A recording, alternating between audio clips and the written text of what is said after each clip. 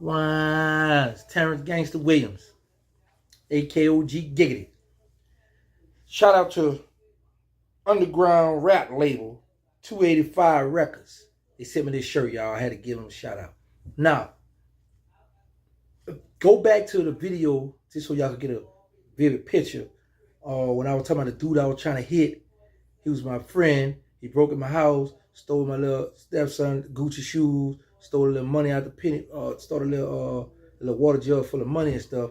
And then I tried to hit him. Then he had a dude right there, and I tried to run back and got hung by the clothesline. Okay, let me go when we was cool. So these guys out the 17 wall, he just come home not too long ago. He sent word that he wanted to meet me. So we met up at Big Time Tips in Holly Grove. We at the bar. So, you know, he got his drink. I had got me a Coke. Well, yeah, I got to tell y'all what Sterling did me. But anyway, I got me a Coke. You know, we drank Coke. I'm like, man, listen. I'm already looking around because I'm already out of bounds. He chopping, talking to us.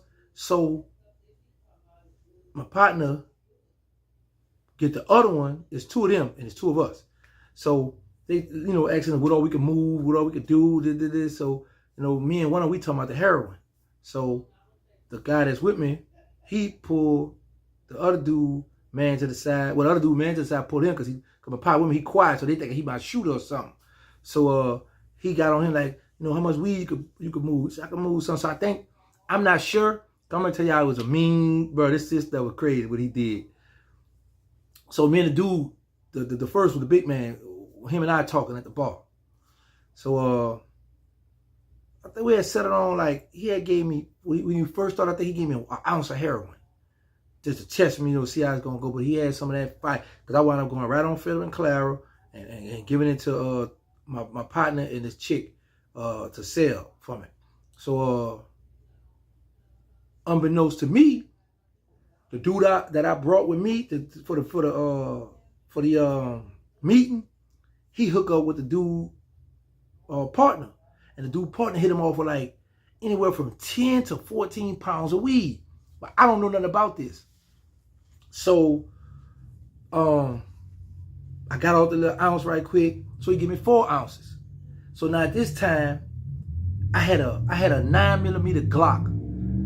It was one of the ones that don't have a safety on it, so I was scared of the gun. I didn't like it because I was like, man, this thing, I done heard a lot of people talking about they done shot themselves before these freak accidents, right? So I was like, I don't need that happening to me. So I get a gun to him. I said, I didn't say he could have my gun. I let him hold it. Here, you can hold it.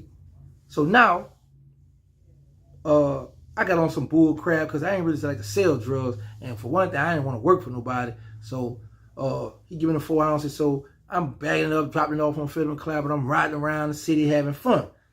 Well, I try to play little crackhead games with him. So I start ducking his call, not answering him, and just doing what I want to do. So one night, because I was living in Holly Grove too, so I'm coming up the street right before you get to Carrollton. It's Forshey. I'm Olive Street, coming up Olive. As soon as I get to Olive and Carrollton Avenue, his car come up behind me, the light. I'm like, whoa. He with the high beams on it. I look, I spot it's them. Then a photo white car, a little small white car. Jump out. What's happening, man? Man, I've been trying to reach you, man. You ain't been. I said, look, man, that stuff was bad, man. That stuff wasn't no good. Oh, such the Magnolia says good. Well, let's go back there then. So we drive back there to Magnolia, right?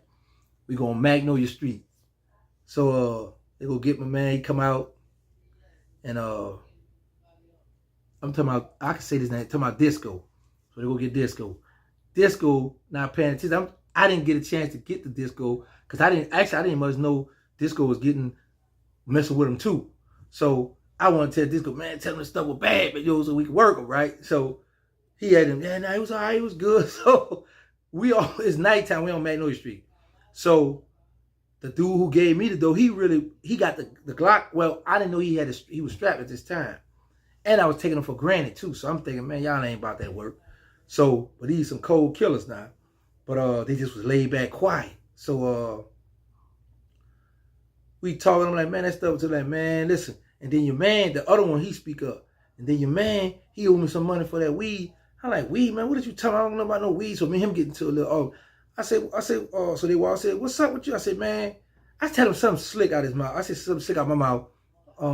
So they stop and they turn around. So the other one, he want to fight. So as I'm like, okay, well, once we fight, then I ain't paying nothing. It's going back how they say in the prison. Hands laid, debt paid. So he turned around and I'm thinking we better square up. But then I peep to the side. I see the big man, the one who gave me the heroin, go to reach him. I forgot I hadn't gave him the Glock. So he's strapped. I'm like, nah, I ain't about, in his nighttime, ain't about to let him crush me like that, right? I said, man, you know what, you got that. So he turned around, he walk off. So now I go look for old boy. I go around on Willow. Man, what's up, man? Why you ain't tell me you? They had the house smelling. I come in the hallways. I can see smell number weed. Man, what's happening, man? Why you ain't tell me you pull a lick, man? You pull a move. You pull a leaf, break me on. Because now I got to ride with you. Something go down. And they looking at me, you know what I'm saying, crazy. Like I know something about the situation. I don't know nothing about the situation. So he like, yeah, boy.